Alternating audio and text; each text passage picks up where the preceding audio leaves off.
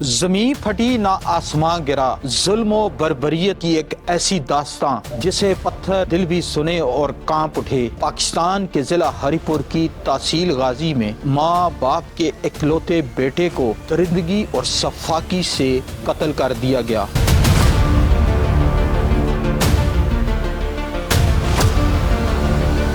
یہ کہانی ہے غازی کے گاؤں کوٹیڑا کے رہائشی تیسری کلاس کے طالب علم عبد المحید کی، جو 21 فروری کی صبح اپنی تعلیم حاصل کرنے کے لیے سکول گیا، مگر پھر وہ کبھی واپس نہ لوٹا۔ اس کے گھر نہ لوٹنے سے گھر والے پریشان ہو گئے اور اس کی تلاش شروع کر دی۔ سر جی میں پوترا ماما ایسا اس طرح پتہ چلا کہ تقریباً 21 تاریخ تیڑا مان یا سوار ہے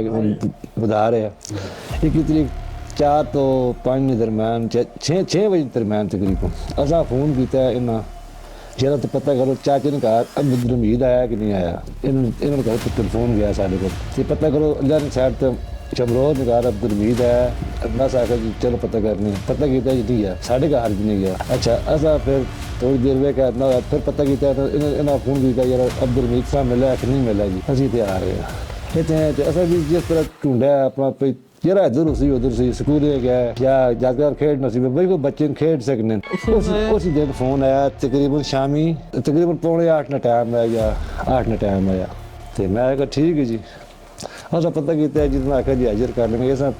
آخیا یار ریکارڈنگ آئی سنی ہے اصا ریکارڈنگ سنی اس نے یار یہ بندہ اتنا تو کال آئی تو یہ گل ہوئی ریکارڈنگ سنی تو آخیا چلو جی چامری فون کرنے ہیں یا چامری ساڑا چیئرمین رہنا ہے چیئرمین کو میں نے صحیح گل کی اچھے گئے چیئرمین کو چیئرمین آخیا محنت کی اس نے اچھے گئے جناب بہت سارے بندے گئے تھانے جیسا ماں تو الٹی لگی ہے باہر ہی بات اگر 2-4 بندے گئے 5-6 گئے جڑے گئے انہوں نے درخواست چاہتی ہے اس طرح بچے کو میں اس طرح اصا نمبر اس چاہتا ہے پولیس نمبر چاہتا ہے جی ٹھیک ہے ہوں جو کاروائی کرسن نہیں کرسن بچہ پولیس نے کھوئے چکڑ ہے جی اصا نیڑے نہیں ہوتا نہیں جی اسی گئے جب بچے کی تلاش شروع کی گئی سوشل میڈیا پر گمشدگی کی پوسٹ لگائی گئیں تو گھر کے ایک فرد کو انجان نمبر سے کال موصول ہوتی ہے۔ کال پر بولنے والے شخص نے کہا کہ بچہ ہمارے پاس ہے۔ گھر والوں نے وہ نمبر مقامی پولیس کے حوالے کیا اور پولیس نے جدید سائنسی خطوط پر تفتیش کا عمل شروع کیا۔ تو اس کے والد نے اس کی گمشدگی کی رپورٹ کی تھی، ساتھ ہی کسی پر کوئی بھی شک شبہ کا اظہار نہیں کیا تھا۔ تو اسی دوران پولیس اس کی تلاش پتہ براری میں لگی رہی، اس کے والدین کے ساتھ رابطے میں رہی اور ٹیکنیکل بنیادوں پر بھی اس کی انکوائری ہوتی رہی۔ تو 26/2/2024 کو دوران انکوائری پولیس اس رزلٹ پر پہنچی کہ یہ بچہ عابدہ بی بی جو کہ ان کی قریبی ہے رشتہ داری ہے، اس نے پیسوں کے لالچ میں دیگر ملزمان کے ساتھ مل کر مرڈر کر دیا۔ تو اس بچے کے قتل میں انوالو ہیں عابدہ بی بی، اختر حسین اور ایک چھوٹا لڑکا ہے وسیم، یہ تینوں اریسٹ ہو گئے۔ ناظرین یہ وہ سکول ہے، وہ تعلیمی درسگاہ ہے جہاں پر مقتول عبد الحمید زیور تعلیم سے آراستہ ہو رہا تھا۔ عینی شاہدین کے مطابق اس کے چچا زاد اس کے بھائی جو تھے، جو اس کے قریبی رشتہ دار تھے، وہ اسے یہاں سے دھوکہ دہی سے لے گئے اور اس کے بعد ایک جرم کا جال بنا گیا، اس کا اغوا ہوا اور اس کے بعد اس کا قتل ہوا، اور وہ جگہ بھی ہم آپ کو دکھاتے ہیں جہاں پر اس کی لاش کو پھینکا گیا۔ میں موجود ہوں اس کنویں کے پاس، اس جگہ پر موجود ہوں، اس سنسان علاقے میں موجود ہوں، اس کنویں کے پاس جس میں ننھے معصوم بے گناہ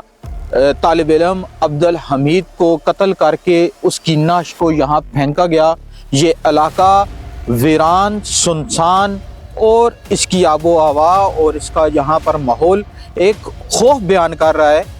ہمارے ساتھ وہ عینی شاہد موجود ہیں جنہوں نے اس بچے کو، اس طالب علم کو، اس مقتول کو اس کنویں سے اس کی نعش کو برآمد کیا، تو انہی کی زبانی سنتے ہیں کہ اس وقت کیا مناظر تھے۔ جی السلام علیکم۔ وعلیکم السلام۔ بہت ادھر ہم آئے ہیں تو لاش کو دیکھا تو اس وقت تو بہت خوف و راز پھیل گیا تھا نا اس گاؤں میں،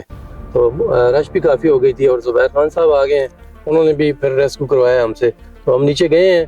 تھوڑے سے، تو پھر نیچے لاش کو ریسکیو کیا اور ادھر جب لاش ہمارے ہاتھوں میں آئی ہے تو ایک خوشبو قدرت کی طرف سے مہک جو آئی ہے نا،